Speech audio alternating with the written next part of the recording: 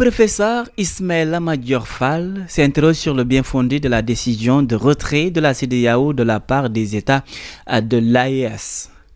Des autorités dépourvues de légitimité du suffrage universel peuvent-elles engager un acte de défiliation affectant le destin de toute une communauté?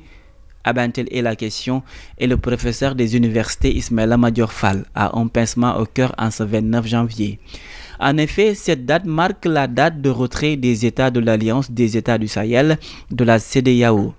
Une organisation régionale soudée par l'histoire, la géographie, la culture, l'économie et un ambitieux droit qui définit les principes de convergence constitutionnelle. Une communauté de droit qui recuse et sanctionne audacieusement la prise de pouvoir par des moyens portant atteinte aux bases ontologiques de l'intégration. C'est sur cet aspect que le professeur se base pour questionner la légitimité et la légalité de ce retrait engagé par les autorités dépourvues de la légitimité du suffrage universel. Selon lui, la décision unilatérale des juntes militaires de délier les États de leurs obligations vis-à-vis de la CEDEAO, même si elle est bien sûr conforme aux principes régissant les organisations internationales d'énonciation et au retrait fondateur de la communauté, elle pose un problème de légitimité quant à la validation procédurale et substantielle de la démarche, tant en droit international qu'en droit interne, questionne le professeur de l'université Ismaïla Madior Fall. Pour soutenir ces interrogations, l'ancien ministre des Affaires étrangères et des Sénégalais de l'extérieur évoque ainsi le droit de l'intégration au détriment du droit international. Selon lui, l'effectivité du pouvoir peut parfois l'emporter sur la légitimité.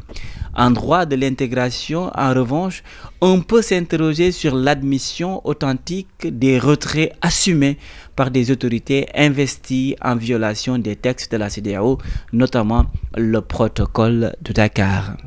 Doit-on se limiter à la lettre du droit communautaire et laisser libre au cours des retraits? Ou ne devrait-on pas s'en aller jusqu'à la loi de l'enchaînement de l'État fédéré à l'État fédéral, davantage rigidifié par la procédure de retrait avec l'objectif de donner du temps et de la chance à la diplomatie intégrale?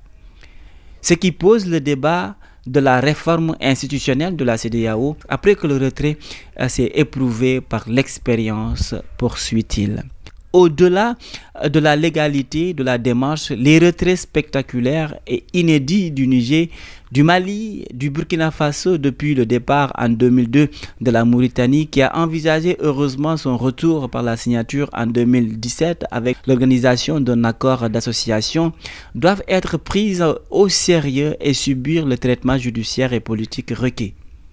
Il est clair qu'après 50 ans de vie dans une organisation intégration, se retirer de celle-ci signifie tourner le dos à une expérience de fraternité africaine, cinquantenaire pourtant, cité en exemple par le benchmarking de fonctionnement de modèles d'intégration. Le propos ne consiste pas ici à délégitimer ou à constater la décision de retrait des États de l'AES ou à critiquer la mise en branle de la procédure de séparation, mais plutôt à inciter la CEDEAO à transformer cette crise en opportunité pour sécuriser le processus d'intégration et éviter ultérieurs retraits liés notamment à des changements anticonstitutionnels de gouvernement. On le sait, doublement condamné par la CEDEAO que l'Union africaine, qui peuvent se révéler des parenthèses bien circonscrites dans des périodes de transition d'une durée limitée, déclare ainsi le professeur Ismaïla Madior Fall. HK Média, le pari d'une information juste et utile, totalement indépendant, absolument véridique. HK